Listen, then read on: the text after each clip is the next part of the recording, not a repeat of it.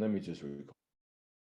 Where are the people at that want to work on their own life, or they just want to take medicine and not have to change their lifestyle? And a lot of and that's where it becomes a problem, because when you do that long term and then people get into their 60s and 70s, then that becomes a bigger burden, you know. And you can't just keep running and think, oh, you take an ibuprofen so you can keep running further, and you always ignore the pain of the body being the language the body can use to tell you something's wrong, and you have to alter, or you have to, you know. And so that's where I think you're right. I think it will be very frustrating for you, the American approach, or the Western world approach, because I know in Switzerland it's not much different. No, in France either. Yeah, and so it's, and I do believe studying nursing is very good, because it gives you a very great foundation. And if you, let's say you study nursing and then you do something else, you have incredible credibility, because you're already in the Western system, and the Western system is the prevailing system.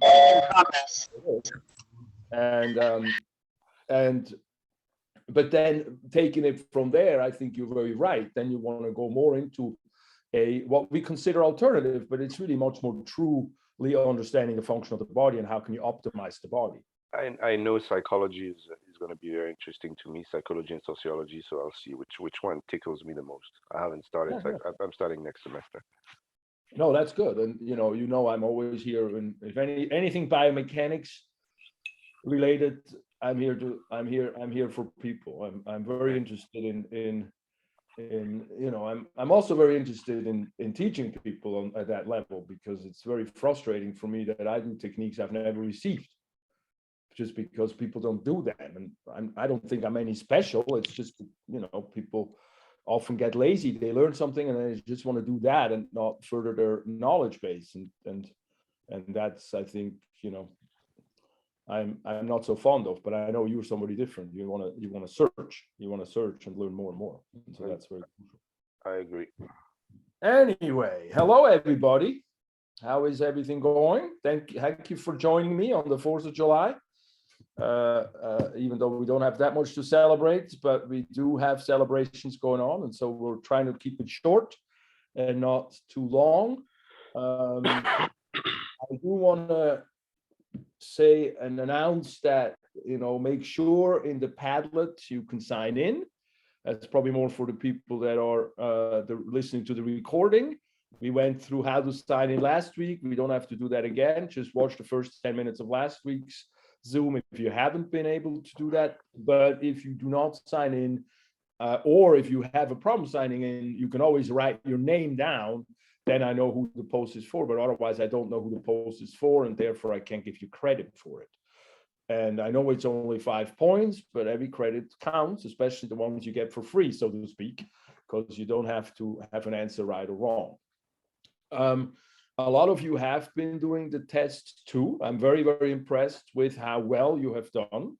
Most of you guys have given me, I'm really impressed how well you work with the material, especially since it's such a fast-paced class and you really have to be on the ball to do that. So if you haven't taken test 2 yet, don't be afraid, do it. Make sure that I will grade it in the background. I've graded everyone that came in so far. Don't be alarmed if you get, you know, lower points than you thought you would, because I have to put the right answer behind it, and so the program grades it automatically. And if you have a misspelling, for example, that I don't have a problem with, obviously, it will grade it wrong at first, and I have to go in and correct it. So most people get a few extra points. On average, it's probably somewhere between 5 and 10 extra points of the test. And so that's a grade. So don't get too alarmed or frustrated or depressed over this, because I know tests do that to me as well. So I'm aware of that. The other thing that I want to make sure is that you understand is that if you don't get points on an assignment, I do not grade the assignments by giving you partial credit. I give you either full credit or no credit. And that's based on the rubric. And so always make sure you read the rubric. What do I want from you? I mean, it's pretty much always the same thing. It's nothing special from that perspective. But make sure you read that and understand that you can resubmit. There's a resubmit button on every assignment. You can correct your work and then resubmit it. And then I'll regrade it and give you the rest of the points. If you also text me while when you have done the work, then I can go right in and give you the points, or at least shortly thereafter. Otherwise, I'll be giving you the points the few times I'm grading through the week, which is one or two, no, probably about two to three times during the week. I'll do the grading when I'm not occupied with patients in my practice. All right, having said that, those are my points. Are there any questions that you guys have at this point for me? Silence. No, well, if not, then I assume everything is just going hunky-dory, and we can go right into the material and make it not too long of a class today. And again, just if you have questions, just don't hesitate, speak into me and interrupt me, and then I can pay attention to you, and we can talk about what you have as questions. So can you guys see my screen? Anybody can give me feedback on that? Hello. Hello, you can see my screen? Yep. All right, good. So today, this week, week 4, from the materials perspective, we have 5 weeks. We have week 4 this week, so we're going fairly fast, and then week 5 is everything else, and then after that we have the test. Maybe we'll first start with the test number 3. I know many of you are still on test number 2, but we look at test number 3 review. Test number 2 is mostly filling the blanks for muscle and bones. That's a lot of material. As you noticed, the week 3 last week was much less on the anatomy terms, much more on the understanding. So the quizzes, the questions are counting a fair amount. But when you look at the review material for test 3, I want to particularly have you pay attention to the test review here, the first tab, because when you click on that, you get into a document, and if you can't open that document, make sure you reach out to me. But everybody so far has been able to open those. But this is a document that gives you all the details that you need to know for test number 3 as it comes to the physiological concept. So everything other than the anatomy terms. The anatomy terms, I'll give you a list where you have them all listed up, that what I want you to know. But here we talked last week, we went through the blood, through the heart, sorry, and through blood vessels and through blood. And so these are all the bullet points that if you know these points, if you understand these points, then you'll be okay for the test number 3. Because questions come from, all the questions come from these 4 pages, and then secondly, the anatomy terms.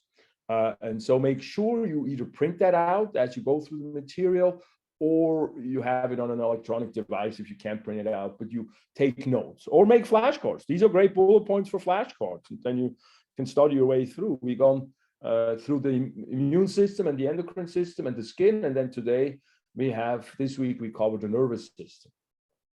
So be very mindful of that. The material is a lot of material, and I do not ask you to retain all of it. I ask you to retain these bullet points for the test. So reach back to that, especially when you feel overwhelmed.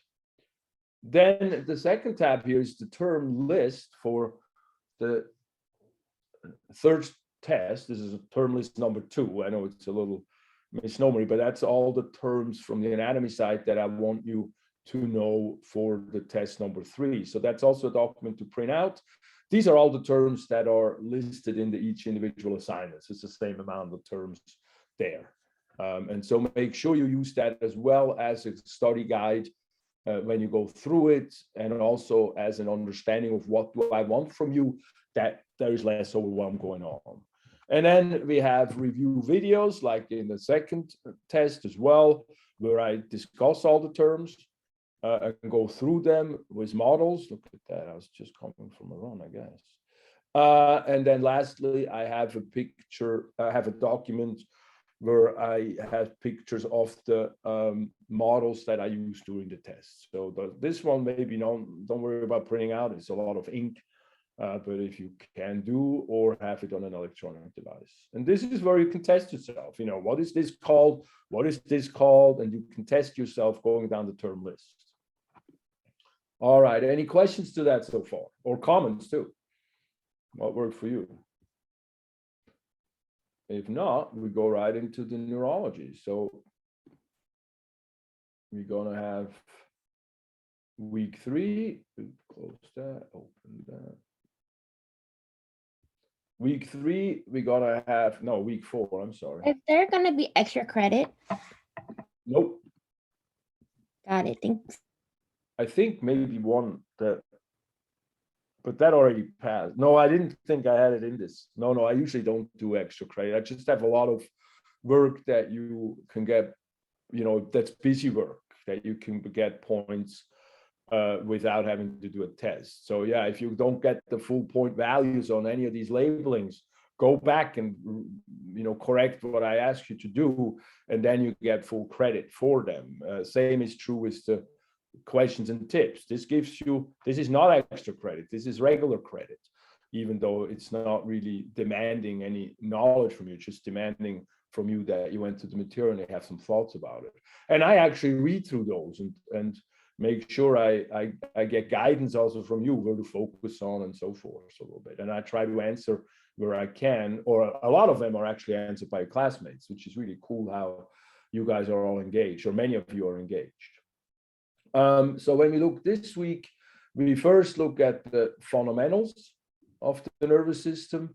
And so we talk about how the nervous system is the system that controls and coordinates all the body functions together. And it's also the system that works similarly to the endocrine system. That's why we had that at the latter part of last week, where in the endocrine system, you got hormones that travel through the body. So you got one specific centralized location, the gland, where the hormone is created and secreted into the bloodstream. Let's say the growth hormone or insulin that takes care of the blood sugar or so forth, or the thyroid that takes care of the body metabolism. And then those are sort of slower processes where the chemical goes into the bloodstream and then has to travel through the blood and then attach itself to a receptor on the target organ, on the organ that needs to be influenced, and then goes into the cell and influences that function. And so those processes are usually more ongoing processes that are slower and don't need to be reactive as quickly. The nervous system is the system that is also controlling and coordinating the body functions, but much more in a quick and reactive fashion, when the messages are sent by the brain, but then they go through cables like electrical cables, and the electricity goes through the body. That, for example, if you hit your funny bone, you feel the shooting down the arm, that's electricity, and that's very quick. And the nerves themselves physically go to a target, and then at the end of the cable, where the target organ is, then there we have a release of a chemical hormone-like messenger. At that point, we call it neurotransmitter. And so that's the difference there. So the nervous system can be very fast, but it's very short acting, and the endocrine system is much slower, but it's longer acting. The effects last longer. Where you can see that, for example, is when you drive the adrenaline, when you drive down the freeway or something, and then some stupid ass swerves into you halfway, and you have to react real fast, and then a half minute later or so, you get the jitters, and you think like you're drinking too much coffee, and you didn't. And so that's sort of where you can see the nervous system is the reaction that swerves you out of the danger zone, and has to be very fast and often very unconscious to keep you safe, or other things. And the endocrine system is the adrenaline that goes to your body. The adrenal gland on top of the kidneys is a place where we have a sort of an interplay between hormone systems and nervous systems. And so that delay of getting to the jitters from having swerved out of the danger, that delay is what teaches us, we can feel the slowness of the hormone system. It's still not slow, it still goes much faster, but we can also see there how long it stays. We get the jitters quite long, depending on how bad the situation was. So that's a sort of the overview of the nervous system compared to the endocrine system. And then when we look at the nervous system proper, we look at two parts, or multiples, but two fundamental parts, and that's the central nervous system, and that's a place where we make decisions, or the brain makes decisions, and the spinal cord is the nerve that goes down through the spinal canal, which is the vertebral column. That neural arch there that we learned is what creates that space that the spinal cord goes down in. And both brain and spinal cord are really well protected by bone because they're very, very delicate. When you look at the brain and you have when you take a brain out of the body that's not preserved, let's say a live brain, it would sort of be like spaghetti noodles. It'd be like, or jello. It's like very wobbly and collapses sort of under gravity. When the brains are preserved in cadavers, then they are more firm. But so it's very, very flexible. It's very plastic. As the term plastic comes from the plastics that we can form into bowls, into things, whatever we want. And so we have created that term neuroplasticity, and that speaks to the flexibility of the brain. That's and the nervous system. In learning, that sort of goes, with the old thinking, like, well, I'm not good at math. And it's like, well, maybe it's not that easy for you, but the brain is very moldable, so you can teach it things, even though it takes a little bit longer to do that. So in psychology, we learned that a while back. On the other side, we have the peripheral nervous system. The peripheral nervous system are the nerves. That's the funny bone you hit, that you can see the shooting down to the pinky when that happens. That's the nerves are cables. The nerves are simply conduits and pathways that send the information from the brain and the spinal cord to the target organ. And the target organs are always muscles, glands, or other nerves. And obviously other nerves, that happens inside the brain and the spinal cord, but in the body periphery, as in the nervous system. Make yourself muted, please. Thank you. Those are cables that just simply carry the nerve impulse to wherever they need to go. And again, that's the muscle or a gland as it comes to the peripheral nervous system. You've probably remembered this a little bit. The basic neural pathway, that is the negative feedback loop, is the same thing pretty much, where you have, when you look at how the nervous system functions, you have a receptor at one end. Let's say a touch receptor in the skin that sends a afferent impulse. Afferent to me is from ascending. It goes up into the brain or the spinal cord. And then that goes, this is the central nervous system, which is the spinal cord of the brain. And in there we have some integration. Often that's in a reflex, that's an interneuron, like one little neuron that connects the two, or it's a decision center in the brain. It's like a problem-solving center. And then, we have an idea and we realize it's too dark. We have to put on the light. And then, yes, sir? Why is it called the central nervous system and not directly the brain? Are they the same or are they different? Yes, the central nervous system consists of the brain and the spinal cord. And most complicated things happen in the brain. The spinal cord is sort of rudimentary integration. So let's say you go to the doctor and you have him tap your knee and see if your reflex works. If your leg comes up when you tap the knee, that is what this shows. That's a simple reflex. And what happens when you tap the patella tendon with the hammer, the reflex hammer, you stretch the tendon, and that information goes into the spinal cord, and the spinal cord interprets it like, well, if the tendon is stretched, you have to contract the muscle because maybe the tendon rips off the bone and stretches too much. And so then the interneuron can do that level of integration. It's not needing to be solving a problem that's, turn on the light or so, bigger problem. And then from the inner neuron, it sends an impulse to a nerve that goes back to the organs. Here it will be the quadricep muscle in this reflex example, and we call that an efferent neuron that then sends the impulse to the organ where we have an effect on.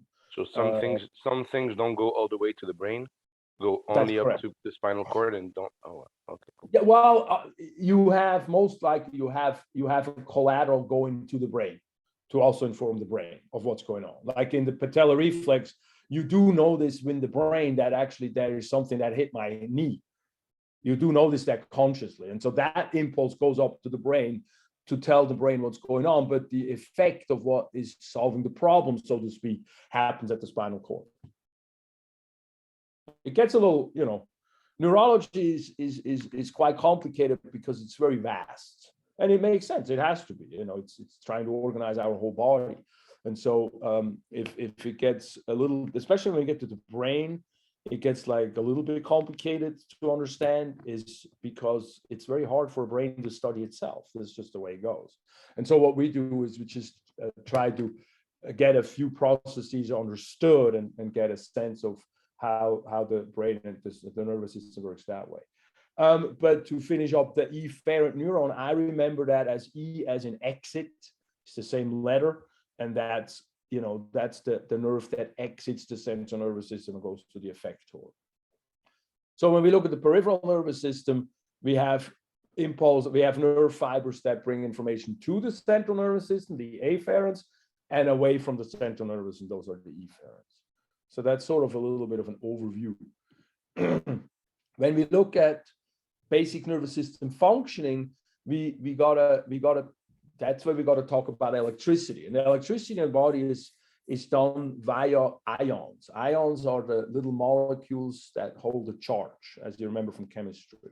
And so we can use those little molecules, particularly in neurology, we use sodium and potassium. We can use those to carry a charge from an inside of the cell to the outside of the cell. And as we cross the cell membrane through a channel, they don't just cross by themselves. Things that cross the cell membrane are fatty things or lipid-based molecules, not water-based molecules. And ions are water-based molecules. And so they get stopped by that fat layer. That's like the oil and the vinegar. You can remember, water and oil don't mix together. They don't like each other. And so that's what we can use in the body to create things like a nerve impulse. And so when we have an electrical impulse going through a nerve, for example, carrying an impulse down a nerve, we have the nerve itself are long cells, very long cells. And those are the longest cells actually, because when you look at a nerve that goes from the brain to the muscle in the toe, it's 2 neurons only. So one nerve can be having extensions as long as a meter long, which is about a yard, more or less. So that's very impressive. But all that length of the cable, we do have this cell membrane, which is that phospholipid bilayer, and that's again the lipid is the fatty part that no ions, no water-based molecule can penetrate. And along that pathway, we have a lot of these channels that let those molecules pass. And if we need to create an electrical impulse through that nerve, what we do is along the pathway of that nerve, we have an exchange where an ion will cross the cell membrane and carry a charge with it. And that difference in charges, that difference that a lot of that creates is what creates that electrical impulse. Does that make sort of sense a little bit?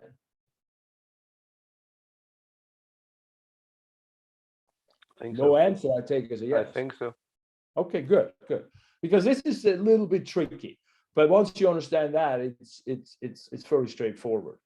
And so what we described that in a nerve impulse is what we call an action potential. An action potential is basically the term we use for a nerve impulse.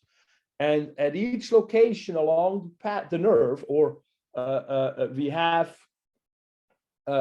these receptors. So this picture here, you visualize that the nerve can be a yard long, and all along that pathway we have this membrane, and we have these channels, and we have this exchange of ions that then create, on each place, that create this action potential. And we explain it in like one location, and then we multiply it down the nerve. And what happens is the inside of the nerve is a little bit more negative than the outside. So the inside here is what we see here, voltage. That's the difference between the inside and the outside. It's negative 70 millivolts. And don't worry about millivolts. It just means it's different in electricity. So we have 70 millivolts more negative ions on the inside than on the outside. And what we do when we have an action potential, we open the channels and we let sodiums leave the inside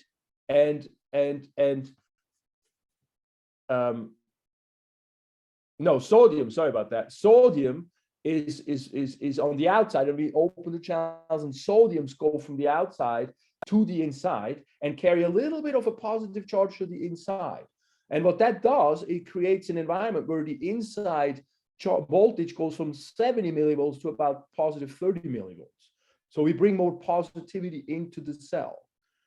And we call that depolarization. So polarization is the difference, right? The poles are differences, negative and positive. So we take that negative and make it to zero, and then go a little bit beyond that zero. So that's why the term depolarization. And when we reach a certain level, the sodium channels will close and potassium channels open, and we have much more potassium on the inside of the cell than on the outside of the cell. And the potassium will move from the inside to the outside and carry that positive charge that the sodium's brought in back to the outside, and we reestablish that negative internal environment. And that's called repolarization. We bring that polarization back. And that's, we overshoot that a little bit, so it goes to about negative 90 or so, and we call that there hyperpolarization. And that's just what happens. The thing is that the potassium channels are slow to close, and so it overshoots it a little bit. But it also helps us making an environment where we can just, it takes a little bit of a lag time before we can have one nerve impulse to the next nerve impulse, because the nerve impulse and action potential is not a measured response; it's an all or none response. So we don't have like nerves that go up to positive 45 or only positive 20, and then that's a different interpretation of what happens. It's only one fits all kind of an interpretation of what one nerve impulse does. If we have a stimulus that's stronger, what we do is we just have more numerous rapid firing of nerve impulses. And so we gauge the intensity by how many nerve impulses do we have, not how strong one of these action potentials is. And so that divot here, we call that hyperpolarization because it's a little bit extra. So that's the term they use there. And then we have, that's the nerve impulse basically. Does that kind of give you an idea of how that works? Yes. We'll talk much more. Okay, good. He'll talk much more in the video about it. And then the other thing that we need to talk here is like when we have a nerve impulse done, we got a big old mess of ions. We have now, instead of having many sodiums on the outside of the cell, we have more on the inside, because the charge is brought to the inside with sodium and then brought to the outside again, that positive charge by the potassium. So the chemicals are scrambled. And so what we have in the cells, we have these sodium potassium channels. And so those are channels that continuously take 2 sodiums to the outside and 2 potassiums to the inside of the cell. They just always work. So they reestablish the chemical environment. And those are channels that push when you look at the cell chapter where we talk about movement across the cell, we have passive processes and active processes. And those are active processes because they carry the cells against the chemical gradient. And so they use ATP. So that's one place where you need ATP for. If you don't have ATP, you're dead. There's no nerve impulse left. So that's where that comes in. All right. And so what else? Look at that. I also talk about propagation. You guys can, well, what happens is when you look at a long nerve, let's say you look at that nerve that's like a yard long, and you have to go very slow every little millimeter or so. You have to have these channels because you need to carry that nerve impulse forward, and you can't do that. That's a very slow nerve that way. What the body does, it has cells that wrap around the nerve. This is a nerve. This is a nerve part, a nerve cable. We'll learn in a minute that's called an axon. And that is wrapped with a fatty layer of tissue, and in that space where the fat layer is, there is no exchange of sodiums or potassiums. There's no exchange of ions because again, they're hydrophilic, they're water loving, and the fat is hydrophobic. It does not want to touch water. And so what we can create then there is we have these insulated areas followed by a space that is not insulated. And the nerve impulse, then those exchanges of sodium potassium can jump from place where there's no insulation to the next place where there's no insulation. And we call that saltatory conduction, which is a very cool term. See here, saltatory, like salto, like jumping. And so I like that. And so when we look at the cells of the nervous system, we have nerve cells, those do the actual work, but we also have helper cells. Different types of helper cells. There's 5 different types. And one of those types is the insulating type that causes this insulation. And you can see that how a nerve impulse gets faster and faster because this insulation process, for example, happens when a child learns how to walk. And I think in some video, I actually have me as a 1-year-old learning how to walk because my dad made a video out of it. And it's really funny, right? The first thing the kids do, they stand up and then they fall back down. And then they take a step and then they fall back down. And then they take 2 steps and they fall back down. And within a day or 2, they can walk. It's incredible if you think about it. And that's where you can see how the nerves get myelinated and how that nerve gets faster and faster. Because when the body walks and it falls back down, that just means the impulse was too slow to get fast enough to the muscles to be able for the muscles, to contract. So that's why we lose balance. And the unfortunate part is when you look at multiple sclerosis, that is a demyelination pathology. And that's when this insulation slowly deteriorates. Isn't it a problem in epilepsy as well? That's a good question. I don't know that. We got to look at that. I got to research that, look that up. Or you look it up and then we talk about it. Yeah. Anyway, I think it's a problem in epilepsy too. Yeah, it's more central nervous system based there, right? Yeah, I think so. I don't know. I had a friend that was. I remember him talking about having shorter myelin. Yeah, that could be. But I don't remember having it learned in that fashion. But we're gonna read it up and then we can clarify that. That's very good. And then from there, so when we gonna get an understanding of how the nervous system functions fundamentally, we can talk about the different cells. And I already alluded to, we have nerve cells themselves. These are the nerve cells, these yellow ones. And then we got a whole bunch of helper cells. They have different names and they do different things. Some cells help the nerves to get fed. Some cells help the nerve to support them by anchoring them. Some wrap around the nerve, the axons, et cetera, et cetera. And so we have a little bit of those discussions, not too detailed, because the one that I have more detailed is the neurons itself, because those are the cells in the nerve that do the actual work, so to speak, the one that we think of most. And so when you look at the neuron itself, we have 3 parts to it that are interesting to us. We have a cell body. That's here the cell body. I also call that the soma. Soma means body. So if you ever heard of psychosomatic disease, that means brain, the psyche influences the body. That's where that terminology comes from. And then we have dendrites, and dendrites are extensions that arise from the cell body that are like antennas that are receiving ends, so other nerves can come on and talk to them and influence them and secrete a neurotransmitter onto them, and then influence what happens with this cell, with this neuron. And that's like a lot of, when you look at serotonin reuptake inhibitor medications for depression, for example, serotonin is a neurotransmitter that makes us feel sort of good. And sometimes in depression, they get taken away too fast. And so the serotonin reuptake inhibitor is inhibiting that process. And so the serotonin stays in the system longer. And so that's sort of how some of the pharmacology works. So that's where it's interesting to learn the basics. And so we have the dendrites, we have the soma, the body, and then on the other end, we have this long extension that we talk about. It's the nerve themselves. That's the funny bone that you hit. That's that extension, and that's known as an axon. And so the axon is the long extension. That's what's like up to a yard long, is the axon. That's the thing that carries the nerve impulse. It's interesting, the dendrites sort of receive nerve impulses and they dissipate in intensity. And so that's more of a measured approach. The more impulses you get that want a neuron to do something, the stronger that becomes, and the more likely the neuron makes a decision to do something.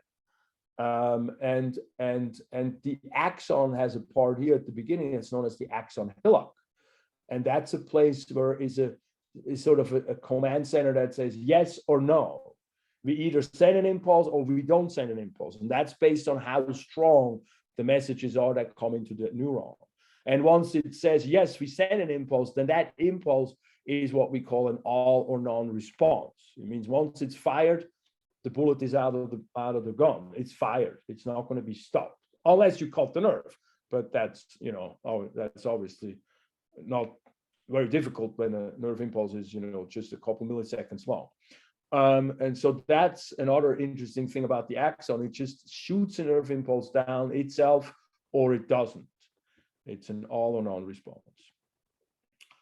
Then when we look at nerves a little bit further, we have different shapes a little bit. Most of them look like what we described. They call that a multipolar neuron because out of the body, many different extensions come out. We also have one that's a unipolar neuron. I talk more about that in the video. And we have a very few places, like from the eye, for example, or the smell in the nose, that we have these neurons that are called bipolar because they have two extensions coming out of the body. Here, there's only one extension. And both dendrite and axon are actually in this one extension here. But very specific place again. These are the unipolar neurons are a lot of the afferent neurons. Those extensions that you're showing are what's in contact with, like, I guess I don't know how to say that. That's the end. Those little tree branches looking are the end. Yeah. This is the bipolar neuron. That's the end of the nerve, correct? Yeah. So the multipolar has many dendrites coming out, and then one axon. So that's why it's multipolar. A lot of interneurons, a lot of neurons in the brain are like that. The bipolar neuron has a dendrite on one side and an axon on the other side. Where I'm going is the dendrite is the end. It's usually what's in contact with the outside, correct? I mean, I guess they're both. The dendrite is the receiving end, and the axon is the sending end of the nerve impulse. And so in a bipolar neuron, the impulses it receives, like in vision, it's the photoreceptor, the reaction of the light to the receptor that turns the light into a nerve impulse. That's on this end. And then it sends that impulse through the cell body, but it sends it to the next neuron, ultimately the brain, that it says, hey, we saw something. And then that's that sending end, the axon. It's like a light switch. Yeah. It's like a wire with a switch in the middle that decides to turn on or off. That's right. That's correct. That's a very good way of explaining it. In the unipolar neuron is what happens in a sensory nerve, that the cell body is very delicate, and so you don't want to squeeze it. It breaks it very fast. And so when we look at impulses coming from the body, let's say touch or pain or temperature from the skin, they go, here are the receptors, and these are on the afferent side. I mean, on the afferent side, on the dendritic side, sorry, not the afferent, the dendrite side, and they receive that touch and that temperature, and then it sends that impulse along the dendrite and then into the axon, further along into the brain, to tell the brain, like, well, something touched me. And the unipolar neuron was created over time from a bipolar, but it separated itself away from that long cable to then be with many other unipolar neurons and create a cluster of them to be more protected as a whole. We're greater in numbers, kind of thing. And we call those clusters of cell bodies ganglion. And when we look at the spinal cord, we have this on every level of the spinal cord. As it goes in, we have a ganglion, a dorsal root ganglion, it's called, that holds all those unipolar neuron cell bodies that are in that level of the spinal cord. So we have neurons in the spinal cord?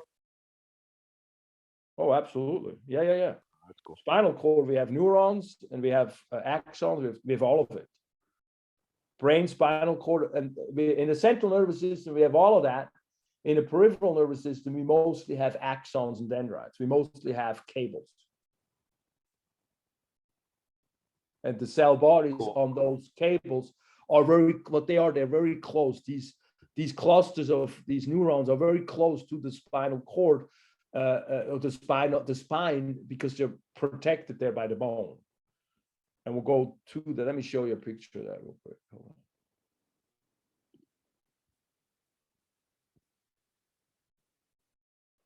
Where is my picture?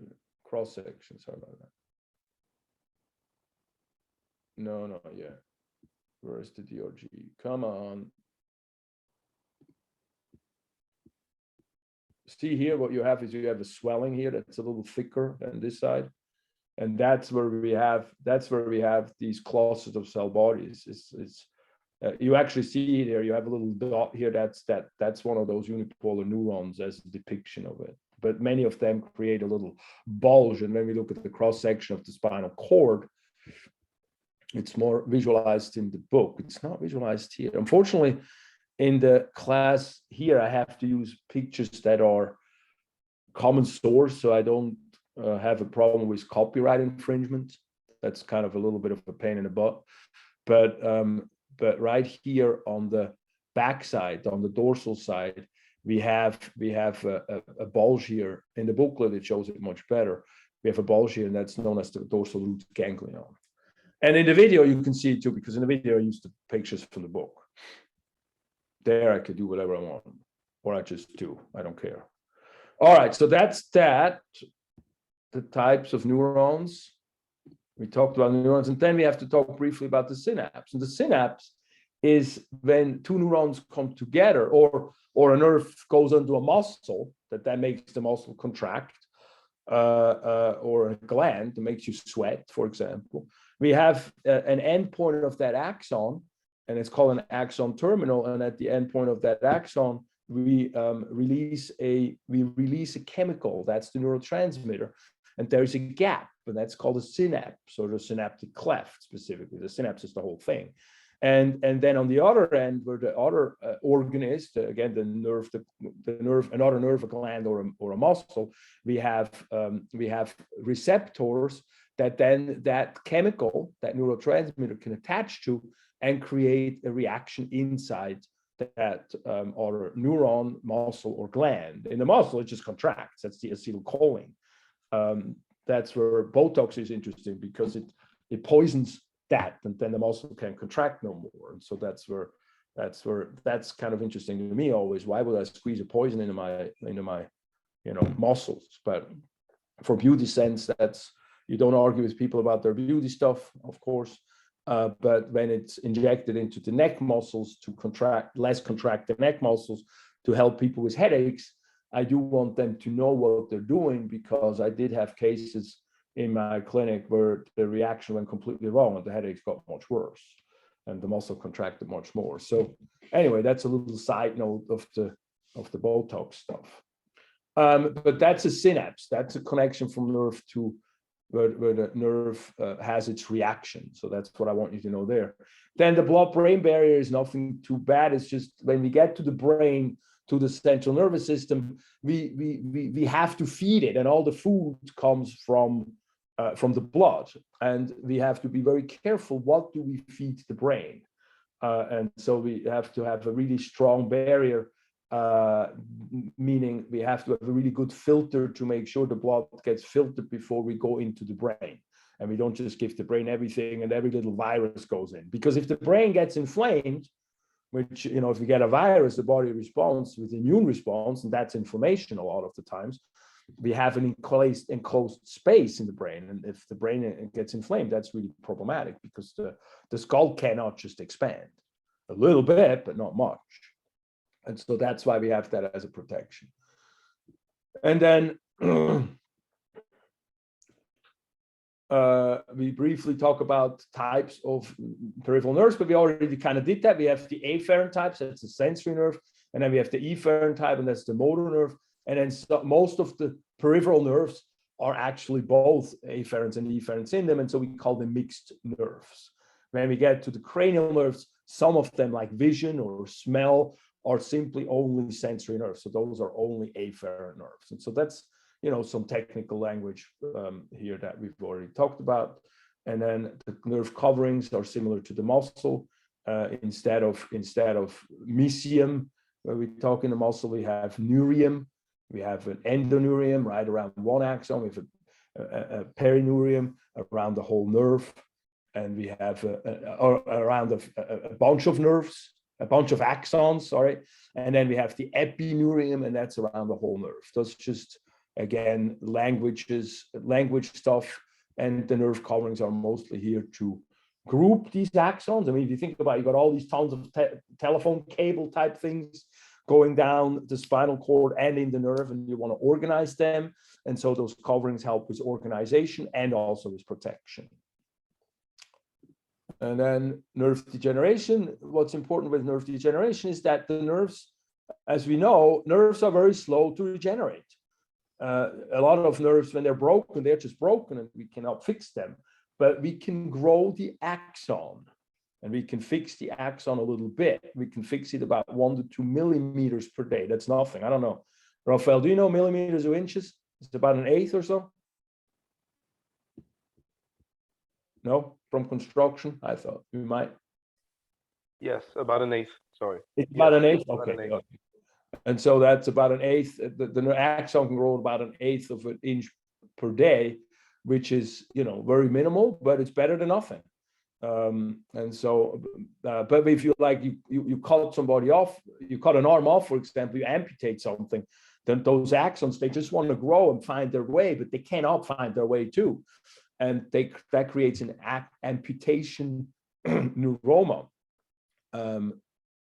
Here, an amputation neuroma, and that's extremely problematic because what happens there, the brain always receives impulses from that amputation neuroma, thinking there's still an arm, but there's no arm left, and that's a lot of pain that those people have to endure. That's the phantom pain? There's a what? Yeah, phantom pain, absolutely. That's the phantom pain. And that brings me to another point, what that's interesting, I think, clinically. The nerve, if you like, I look at that, for example, from carpal tunnel syndrome. People have wrist pain because they type a lot. And what we want to understand with that is that the brain has a cable going from the brain part down to a place where it influences, or also comes from a place where it influences. And so if you have a carpal tunnel, that means the end point of the nerve is in the carpal. And that's why the carpals hurt. But the problem can be all along the way of where the nerve is. The problem meaning the compression. So in carpal tunnel syndrome, you can compress a muscle, the pronator teres in the front here, that is where the median nerve, which is that nerve that goes through here, gets compressed. And if that's compressed, because whenever you pronate your hand, which is typing, then that muscle is contracted, and often that muscle squeezes the nerve, but it feels like that the carpals are hurting, even though the carpal are not the problem. And so the nerve is always giving the brain feedback to where the end point of the nerve is, but it can be damaged along the pathway, and we still think, as the brain interprets, the end point is the problem. And so I think that's very important to understand, because a lot of times, especially in the old days, in the 80s, we would help people with carpal tunnel syndrome by cutting in the carpals and making more space. But the problem might not have been there. And those are a lot of the surgeries that then don't go right. And so, that brings me to that point of like, if a surgery goes wrong, very often it's not that the surgery was a problem. It might not just be that the diagnostics were that great. And you see that in many. You see that carpal tunnel, you see that back surgery, you see that neck surgery. That's why whenever you get to a level of surgery a fixing of a thing like that, you want to be very careful, and you want to make sure you have tried other things before, and you're really sure that that's what we need to do. Because once you cut something, it's cut. You cannot uncut it. So that's a little bit of a side note of nerve regeneration. Which I guess I like to get a little distracted. And then we go to the brain, the central nervous system, I should say, as a part is the brain. So this is an interesting scheme. So we can see the central nervous system, the brain and spinal cord, and then here, what does it do? And so it integrates and it controls the centers. It's a control center. So it makes the decisions. And then we have the peripheral nervous system. Peripheral nervous system has more parts to it. It has this rudimentary sensory, the afferent division, which we talked about. That's all the information coming into the body. But then also we have the motor division, and that's the efferent division. If you look at the sensory division, no, wait a minute. I'm not so sure about that. If you look at the sensory division, we basically have information coming in to the body, mostly from the autonomic side, from the non-feeling side. But we feel it and we interpret it in the brain, but it's not a conscious situation until it reaches the brain. When we look at so that's why it says the unconscious involuntary side. When we look at the motor division, though, we have two places that we talk about. We have the somatic nervous system, and that's where the stuff that goes to the muscles and to the glands, the skeletal muscles. Those are willingness. We do those actions with will often. We want to walk somewhere and turn on the light, for example. But then we also have motor divisions that are in the autonomic side. And that's a lot of the thing. That's the unconscious stuff. That's how fast do we breathe? How rapid is our heart rate? The heart rate has its intrinsic speed, but it also can be influenced. And that's in the motor division on the autonomic nervous side. The involuntary. Autonomic, I think, is automatic. It's the stuff that we don't have to think about. And then when we go further to that end of the nervous system, we look at the sympathetic nervous system. That's the fight or flight. That's when, somebody pisses you off and you get angry, kind of thing. That's the alert part of the brain. But then we also have a parasympathetic division, and that's the rest and digest. That's sort of the recharging part. That's what actually the 4th of July should be, a little more recharging, a little relaxing. And we need both of those sides, and they need to be in an interplay. In our society, much, much more sympathetic. We have to drive, very sympathetic. You have to be alert. You cannot be asleep on the wheel. That's not going to be helpful, and that's not going to be good. But we also have to take ourselves by the nose, and always looking at social media, for example, we're always in the sympathetic. We exhaust ourselves, and we don't have enough meditation type, relaxing type energy that goes through it. So I often want to help us with this understanding to try to encourage the relaxing part of the nervous system, that we boost that a little. Our society is way too sympathetic and not enough parasympathetic. All right, then we have a little thing about the brain development. The brain development is interesting. If you think of I think of a leaf when I think of the brain development. It's like you have a leaf and you have a stem inside the leaf, and that stem is the spinal cord that gets created by folding over of these cells that are on top of the leaf, actually. And on top of the leaf cell, we have what's known as ectoderm. Again, that term is just, there's a lot of terminology with that, and you don't have to be too concerned. But the concept is interesting because the ectoderm is also where we get the skin from. That's the outside of the body at the end. Then we have in the inside, middle side, we have a mesoderm, which is muscles and bones. And then we have the endoderm, and that becomes a lot of the internal organs like the gut, for example, when we grow up. But so the ectoderm folds over. Here we can see it, how it folds over, and it creates this tube, and that's known as the neural tube, right in here, the neural tube. And then that's the spinal cord, and at the upper end, that becomes the brain.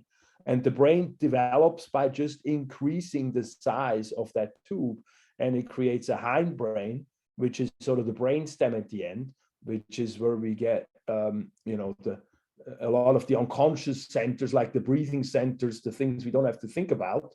We also can call that the salamander brain. That's sort of the really deep unconscious brain.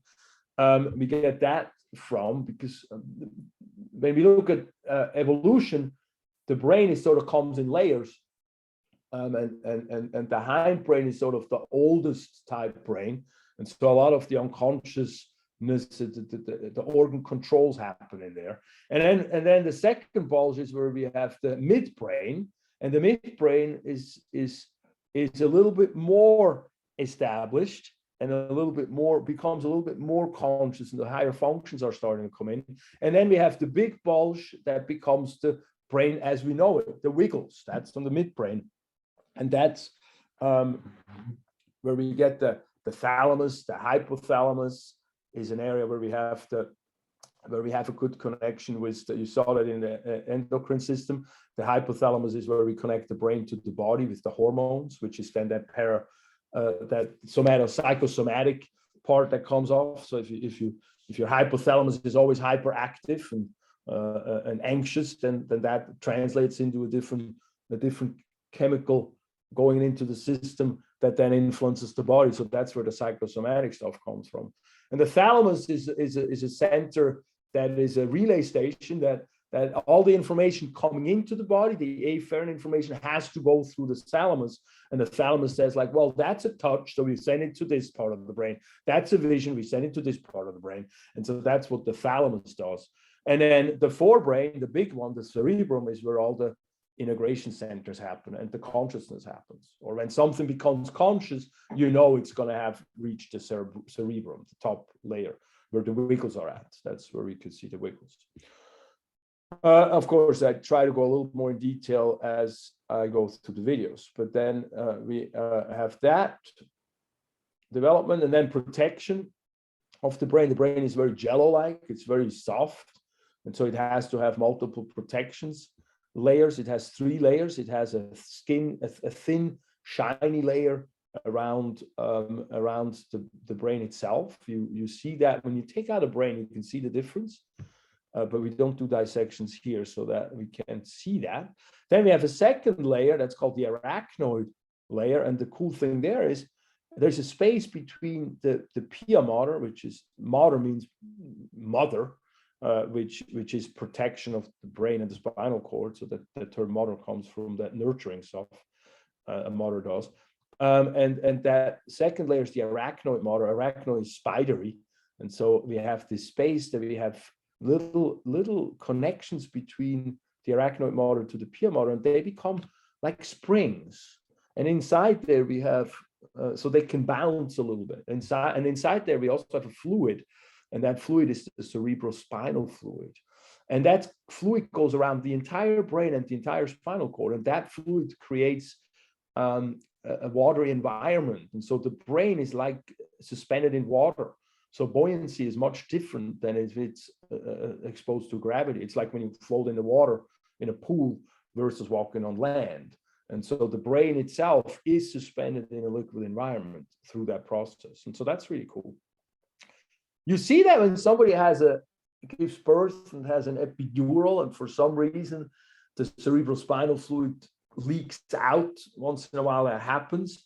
And because the hole that the needle penetrates doesn't close up. easily. And when that happens, those people have to lay down because there's a lot of headache because the brain collapses under gravity because there's not enough fluid in here. And believe me, I explained that process one time in class, and this student raised a hand and said, like, oh my God, that happened to me. And nobody explained it to me. And I went through 5 neurologists. I'm like, oh God. And so and then it made sense to her. But that's, if you have a baby and you go into labor and you have an epidural, no, it's a very, very rare problem, but it can happen. And then you just have to be in bed a little bit, because when we're horizontal, the fluid that gets created doesn't just leak out, and so then the brain doesn't collapse under gravity. So you don't have to endure headaches, you just can't be that active during that period. And then on top layer, we have a top layer, that's a tough skin kind of layer. That's a very big protection. That's called a dura mater. And so that's the top one. And so we talk more about that. And inside that system also, we can see how the cerebrospinal fluid gets created and then goes around the brain. So that's what that shows. So that's pretty cool stuff. I think it's pretty cool stuff. And then from there, we go into first we talk about the cortex, cerebral cortex. We talk about the wiggles and the valleys. So we have wiggles or gyri. Where is that? Oh, wait. Well, I can just talk about it. The wiggles that we see are called gyri, and the little impressions are called sulci, the little valleys. And then we have deep valleys, like between the left and the right brain. We go deep down into it. These are 2 different brains, basically, the left and the right brain. They're individual. They mirror each other, but they're individuals. And those are known as fissures, the deep grooves. We have a top layer in the brain. The top layer here, you can see the top layer is a little bit darker. It's called gray matter. And when you see gray matter, you know it's cell bodies. So that's something to understand. Gray matter is cell bodies. And then white matter looks a little lighter, more white, and that's basically axons and some dendrites. But the whiteness is the fat. That's that fatty layer around those axons. That's an insulator. That's why it becomes white. And so those are myelinated nerve fibers. And we have the top layer in the brain is the gray matter. And in the spinal cord, it's reversed. The gray matter is on the inside and the white matter is on the outside. But again, knowing that gray matter is cell bodies, then that sort of will make more sense. But we also have some gray matter structures deep in the brain itself. And those are clusters of cell bodies. You can see them. You have some here. They're indicated. They're in darker colors. I don't think we have them. No, this is not about.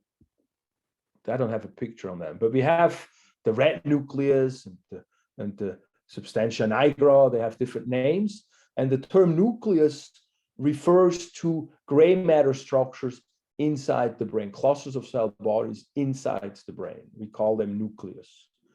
Once the clusters of cell bodies are in the peripheral nervous system, that's when we use the term ganglia. And that's just a little bit terminology. I'll talk extensively in the videos about that.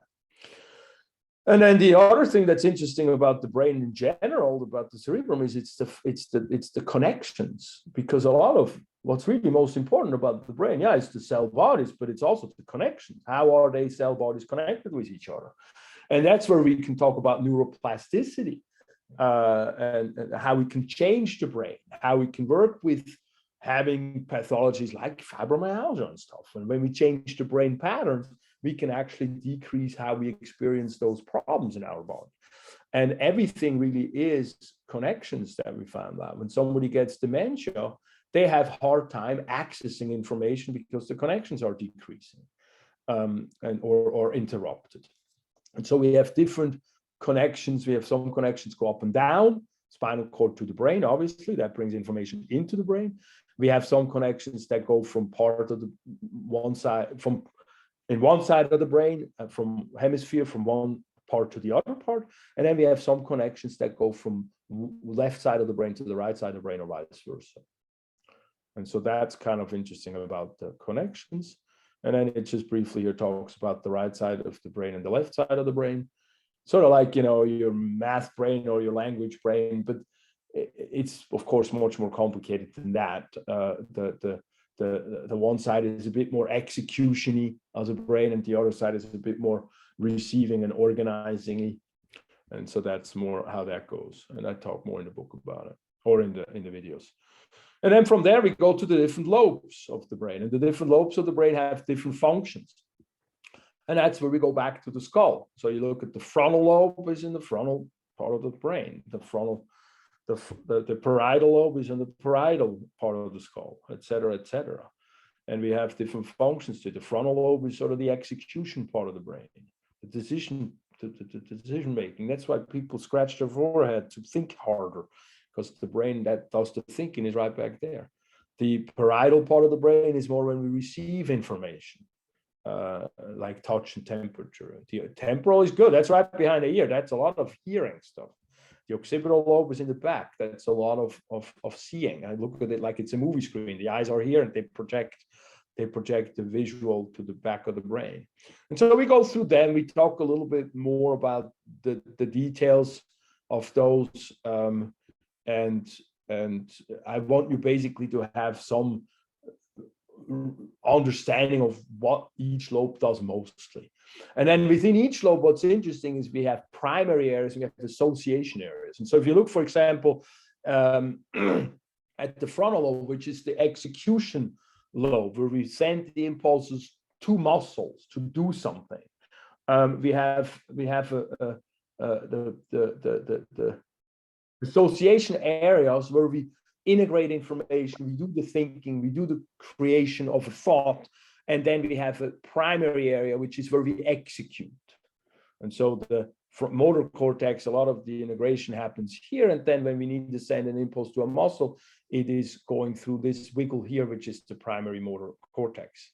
In an association, in a temporal lobe, a parietal lobe, sorry, where we get a lot of the information coming into the body, like touch and temperature, we first go to the primary cortex, because that's where we receive it, and then we move the information to the association area to interpret it more. And what does that mean? If somebody touched me, what does that mean? Was that a slap or was that a nice touch? That kind of stuff happens in there. So I want you to go through that.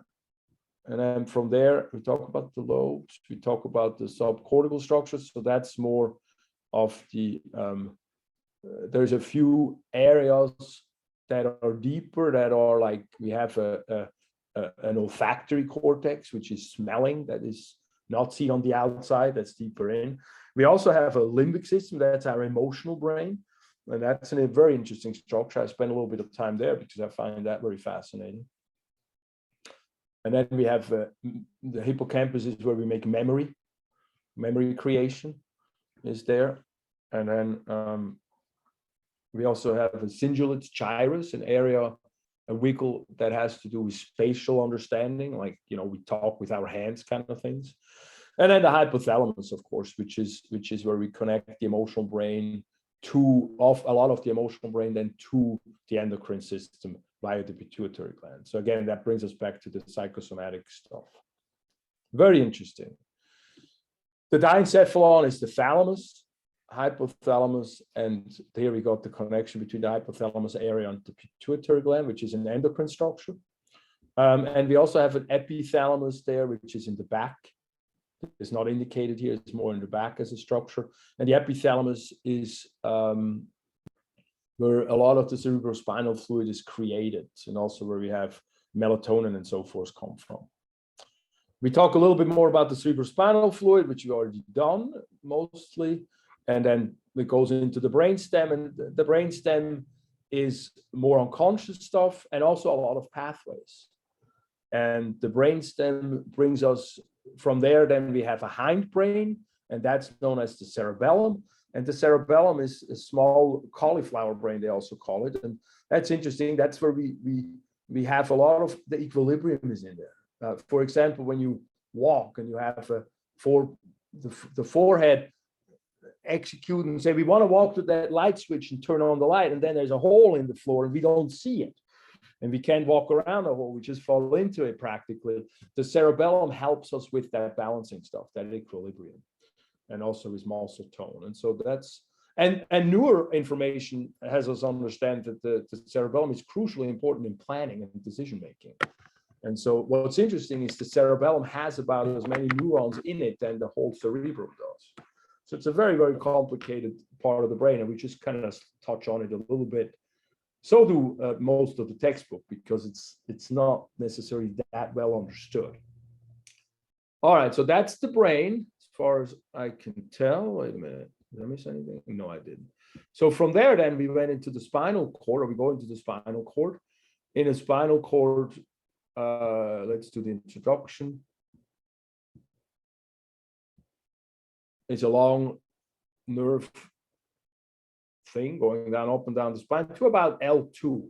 So when we're born, it goes all the way down, but then the neural tissue doesn't grow as much as the musculoskeletal tissue, so it pulls it slowly upward. And so we have about L2 is where we stop with the spinal cord, and everything else is basically nerves going down. So when somebody gets an epidural, you do that below L2 because you do never want to poke the spinal cord itself. That's really a problem.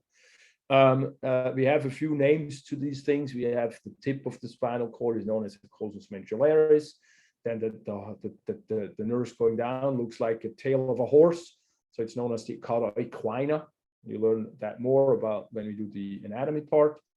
And then the other thing that's interesting here, we have a couple of expansions. We have a couple of swellings. We have one here in the cervical. It's called the cervical enlargement. That should actually be here. And then we have the lumbar enlargement, and those are swellings because where we have nerves going to the upper extremities and the lower extremities, we just have much more action going on in those areas. So that's that. And from the lengthwise, we go to the cross section. And the cross section, what's interesting is this is the back part, posterior horn or posterior part here.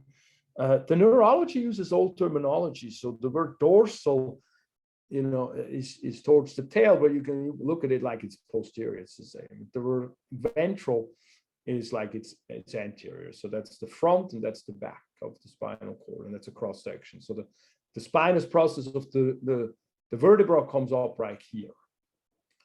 And so, as I said before, the gray matter in the spinal cord is on the inside, and the white matter is on the outside. So what that tells us is that the gray matter is where the nerves come in, and there is cell bodies. There's interneurons in here. There's a lot of cell bodies in here, and the white matter surrounding it are known as funiculi or columns, and those are nerves that axons and dendrites, nerves that go up and down from the spinal cord to the brain and back, from the brain down to the spinal cord to then exit at the different levels of the spinal cord.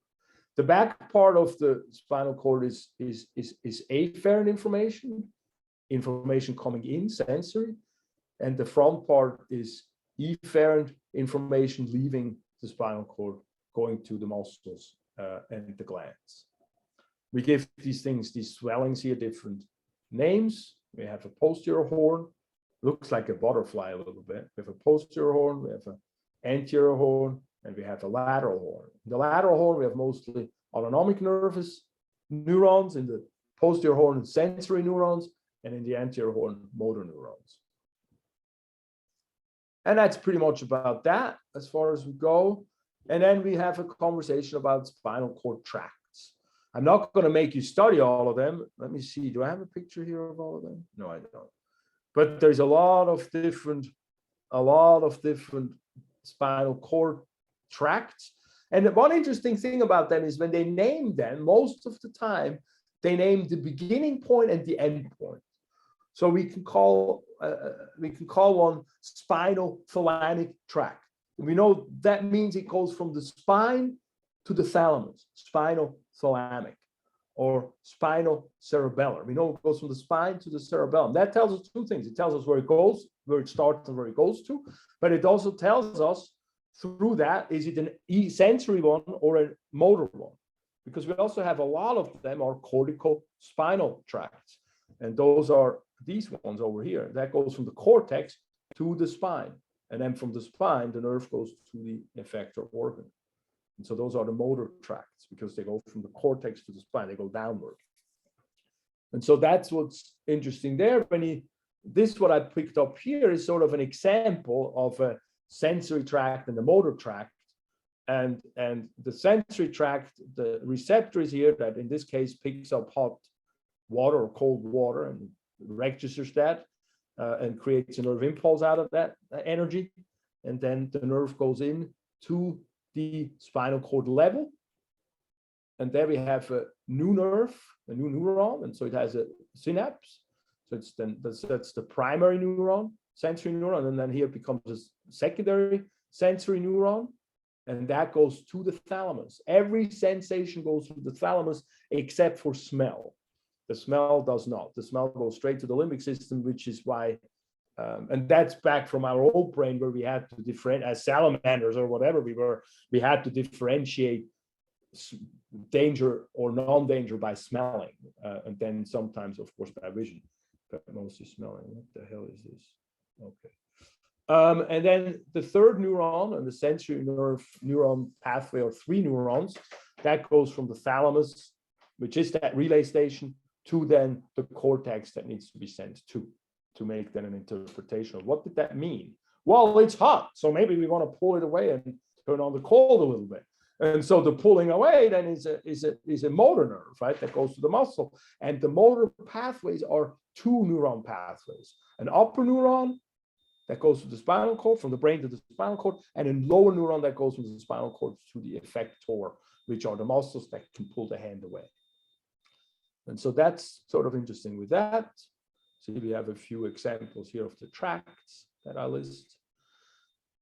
And then I finish up a discussion here of motor neuron lesions, because you can sort of understand the motor, the information going out to the muscles, neurons, when you understand a little bit of the lesions, or you can see what lesion it is by how a patient presents. And so that's kind of interesting. I mean, it's very painful, but it's interesting. And so you get some people that sit in a wheelchair and they have like the muscles really contracted, and the arm is bent up and the hand down. And what happens with them, you know that they have a upper motor neuron lesion, because what happens is a lot of the information in muscle is actually a rhythmic contraction and oscillation, and the neurology sort of decreases that continuous contraction. And so when an upper motor neuron is damaged somewhere, it will no longer be able to tell the muscles not to contract so much. And so those muscles involuntarily contract like crazy and do the best they can by doing so, because they think that's what they're told to do. And the muscles in the arm in the front, the biceps, is stronger than the triceps. So that's why the elbow gets bent. And the wrist flexors are more stronger than the wrist extensors. And that's why the hand goes down. And I bring that up in the classes, because when we see people that are like sitting like that, we have to understand that must be extremely painful. If you continuously contract the muscle like that, that creates a lot of pain. And so I bring it up to understand it better, but also to give us a little bit more compassion for people that have these kind of pathologies. And then a lower motor neuron lesion is letting us, that creates a flaccid, not a spastic paralysis, and the muscle there becomes just limp, because you completely cut off the nerves going to the muscle, and so the muscle is never told to do any contraction, and so it just lays flaccid there. And those, you know, unfortunately, those are then people that often, you know, they're in bed, they can't have muscle contraction because it's cut somewhere, it's disrupted somewhere. All right, that's enough of that. Shoosh. Briefly, reflexes, we talked about the patellar reflex. So I actually talked about that. And so there's just some terminology with it that you can get. And then we have nerve plexi. We have a few areas where we have nerves that come out of the spinal cord that go to a specific area that then go to specific muscles. And the problem with that is, if we have one nerve coming out of, let's say, C7 goes to the biceps muscle, and then that nerve breaks, the bicep muscle don't work no more. Doesn't work no more. And what the body does, instead of just having one level, because that could break, it has nerve energy coming from multiple levels and then rearranged to create a nerve that then goes to a specific muscle. And what happens with that is if one level breaks, you have a disc herniation, for example, in one level, you might have diminished function of that muscle, but it's not completely gone because of that. And so that's what nerve plexi do for us. We have a cervical plexus, the big one is the brachial plexus, and then we have a lumbar plexus and the sacral plexus or lumbosacral plexus. These bring muscles to the back of the neck, these go to the arm, and then down here it goes into the legs. The interesting one when you talked about the carpal tunnel syndrome is often we get injured or we have a problem in the front of the neck where the brachial plexus comes from. And I see that very often. The scalenes are really contracted. The brachial plexus goes to the scalene. The muscle contraction squeezes the nerve. And we think we have carpal tunnel syndrome because of that, because the interpretation of the brain is the end point of the nerve and not along the pathway. The brain doesn't understand that. And so I see that clinically all the time. And the scalenes are attached to the rib cage, and the arms are attached to the shoulder blade and end of the rib cage. And the more lifting we do, the more yanking we do with the arms, the ribs become distressed, the scalenes become distressed, the nerve becomes distressed. And so those are sort of the thinkings of how I work in my clinic. And this is a very good example of looking at a body holistically, more holistically and more at the surrounding structures, not just the little small microscopic thing that can go wrong. Anyway, that's little my pulpit where I want to speak from. And then we have a little discussion about the cranial nerves, and the cranial nerves are nerves like the whole body, spinal nerves that just come out of the brain. And we have them from number 1 to number 12, and they have different functions, and the functions are all listed here, like vision, like smell. So there's sensory functions or sensation in the face, or taste, hearing equilibrium. Those are all things. And then we also have motor functions. We have to move the eyeball around. We have to, eyeball is a lot. We have to chew. Mastication is chewing. And we have facial expressions. All of those come out of saliva creation is also a motor function. It's just unconscious. We don't think about it. It just happens. And so you could read all of that up. Or even moving the neck around. That's also done by a cranial nerve, going into the scalenes and into the trapezius. I mean, the sternocleidomastoid, not the scalene. And then lastly is a brief discussion about the autonomic nervous system. We talked already about the sympathetic and parasympathetic, so these two extremes, but it's an interplay between them. It has to work together. And so that's what we talk about there. And then, holy cow, it's already 11:20. Having said that, going to the last portion of the class is the sensory stuff. And we talked a lot about already about temperature and touch and so forth. And also pain is also a sensation, by the way. Pain is a very important sensation. It's the language the body has to tell us if something is wrong and it doesn't work right. So that's very important. And then a big part of the chapter here is, of course, we go through vision, we go through hearing, and we go through equilibrium, and we go through taste, we go through smell. And in there we have anatomical structures that we talk about, and then we talk briefly about how it works. And I think we should just go through that as you go through it's very interesting. Vision is actually created by a molecule changing its shape, and that sends off a nerve impulse. So that to me is kind of freaking awesome, that light can hit a molecule and that molecule changes shape, and then that tells us that we have a nerve impulse going up, so we see something. So that's pretty remarkable, I think, of how delicate the thing is. Or hearing is also really cool. We talk about the structure of the ear and all of that. You can go through that with the thing, but hearing itself is when we have sound waves come through the ear canal, through the tympanic membrane, the eardrum, and then it moves some bones around, and then it vibrates a membrane that goes into a snail-like cochlea that has fluid inside and has multiple chambers. And when the vibration and that cochlea gets smaller and narrower as it gets towards the end, and not each sound wave has the same height.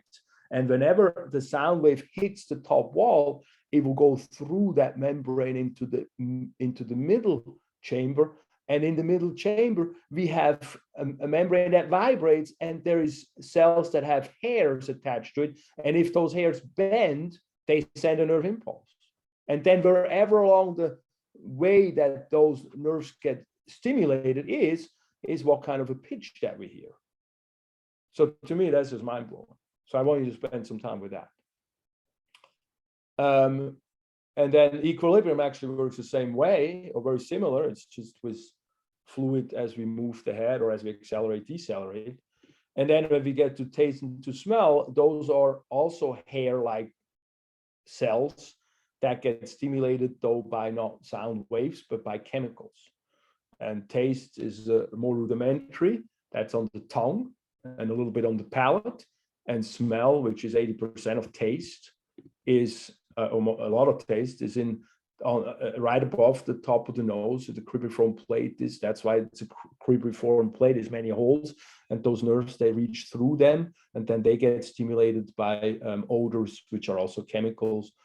And we can differentiate a fair amount of odors, and animals can even differentiate more, especially animals that have to decide if something is dangerous or not dangerous via what they smell, like rodents, for example. All right, good. Enough spent here. How are you guys doing with that information? A lot of information. I know, right? Well, you have a whole week to go through the whole thing. Yeah, it's gonna And be then a if busy you week need again. say that again, Jimmy? It's gonna be a busy week again. Busy again, right? Yep. Well, if you have any questions along the way, just text me. We can meet outside if you want. But I hope at this point you understand sort of how the class works, and I hope you get through it. It's a really cool chapter. It's booklet 5. I really enjoy neurology, of course, and so try to enjoy it too. It's a bit complicated, but the fundamentals are, once you get the fundamentals, everything is just filling in the blanks of what does. And hopefully I gave you a little insight of the fundamentals here today. All right, with that, I can let you go. Thanks for paying that much attention to me. Let's go cook. Good. All right, guys. Have a good one. Thank you, Professor. Happy Thank 4th. you much. Thank you. Same to you. Bye-bye. Mr. M, this is Jimmy. Yes. Happy 4th of July to you, sir.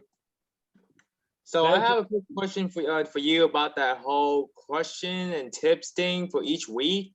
I know you did go over a little bit early in the class, but so you basically saying in order for us to get a full point, like full 10 points, or how many points the whole questions and tips a weekly thing is worth, you want us to go to put any questions or any tips to help out the classmates.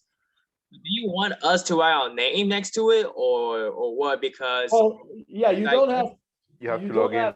You either log in, and that was you have to sign in. So if you export the Padlet onto its own its own tab and in Explorer or Safari or whatever browser you use, then you can log in, and you can log in with your Peralta ID that you have to log into Canvas. It's the same thing, and then your name will show up. Or if you, one person said they couldn't do that, but what they do is they just write their name next to their post, and then I know who it is.